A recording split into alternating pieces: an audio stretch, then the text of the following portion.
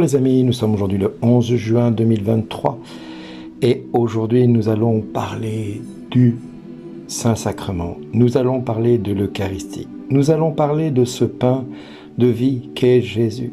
Ce pain miséricordieux, ce pain merveilleux, ce pain qui est donné aux hommes, qui est le pain des anges, le pain du ciel, venu du ciel pour chacun de nous.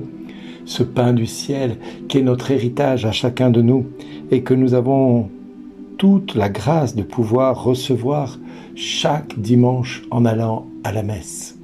Alors je dis la grâce pour ceux qui peuvent le recevoir, parce que nous ne pouvons pas oublier ceci, que le pain et le vin qui sont déposés sur l'autel pendant la messe deviennent le corps et le sang de Jésus-Christ.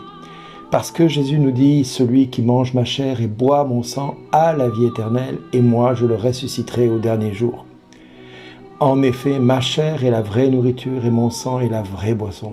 Celui qui mange ma chair et boit mon sang demeure en moi et moi je demeure en lui.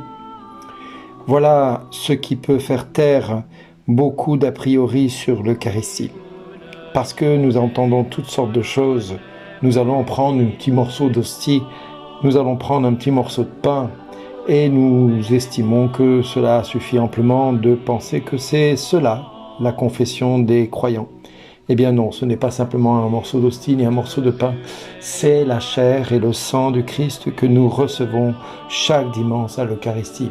Et aujourd'hui, c'est l'occasion pour célébrer ce pain venu du ciel, ce pain que le peuple d'Israël a eu la grâce, juste après son départ de l'Égypte, de recevoir sous une forme un peu particulière qui était la manne dans le désert, cette manne qui était inconnue de tous les pères de l'époque et qui a permis à Israël de traverser le désert, de ne pas mourir de faim. Et Dieu a pourvu à l'eau qui jaillissait du rocher, parce que Jésus est aussi le rocher sur lequel nous devons bâtir notre espérance et notre foi. Eh bien voilà, nous sommes aujourd'hui dans un jour où l'Église nous fait réfléchir à la fois sur qui est le Christ pour nous et qu'est-ce que nous recevons quand nous allons à la messe. Qu'est-ce que nous recevons? Est-ce que nous recevons un morceau de pain ou est-ce que nous recevons le corps et le sang de Christ? Est-ce que nous faisons mémoire, une commémoration de la Sainte Seine chaque dimanche, comme le font nos chers amis pasteurs et issus de la Réforme, qui ne voient en l'Eucharistie que nous célébrons qu'un simulacre de quelque chose?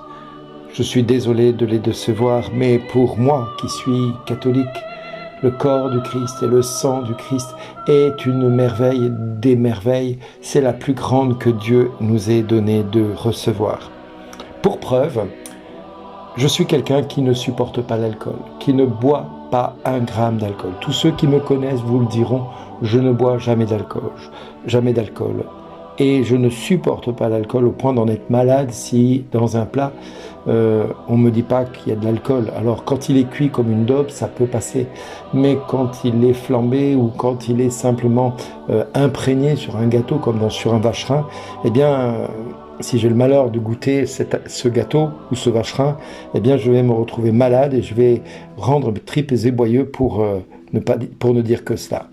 Pourtant, chaque fois que j'ai eu l'occasion d'aller à la messe, il se produit un miracle qui dépasse l'entendement.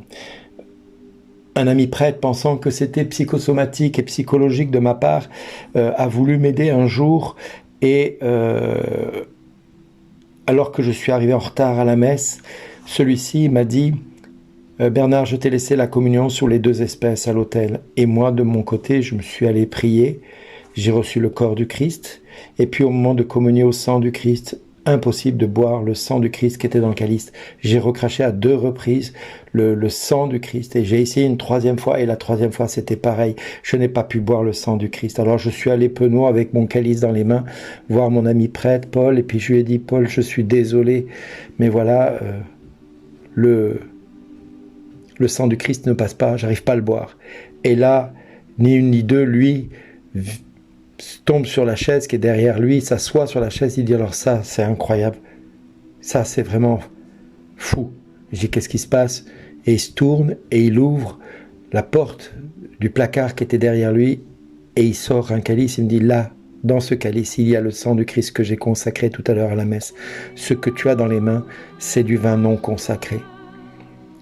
Alors voilà, un témoignage que je vis régulièrement, que mon épouse a pu constater à maintes reprises, que de communier au corps et au sang du Christ, eh bien, chaque fois, il se produit ce miracle. J'ai été à Lourdes, j'ai pu communier à la basilique souterraine avec Philippe Madre qui était là, et des grands calices étaient remplis. Nous avons dû finir tout le sang du Christ parce que quand nous sommes diacres d'autel, eh bien, nous devons finir les calices.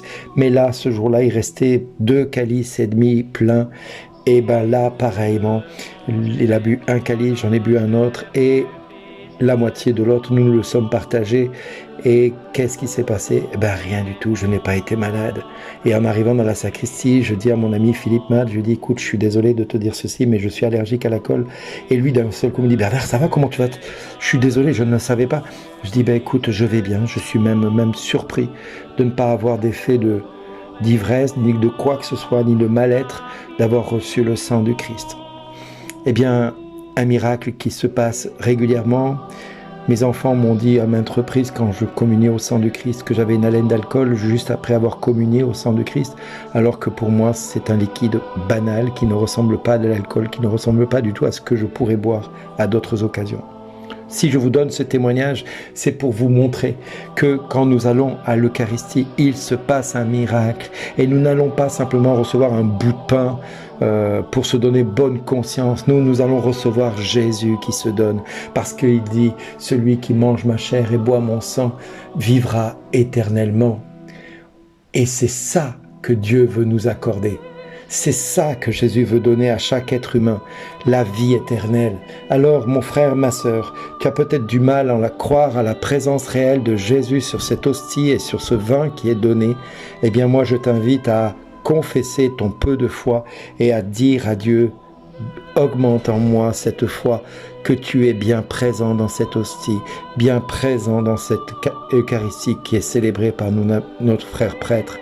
Et je voudrais simplement rajouter aussi une chose, que quand bien même le prêtre ne soit pas un saint homme, chaque fois qu'il célèbre l'Eucharistie, Jésus, par le oui qu'il a dit un jour pour recevoir le sacrement de l'ordination, eh bien Jésus se donne malgré la pauvreté du prêtre qui peut être à ce moment-là mis en cause. Eh bien oui, Jésus se donne malgré notre faiblesse, malgré notre nature faible et pécheresse.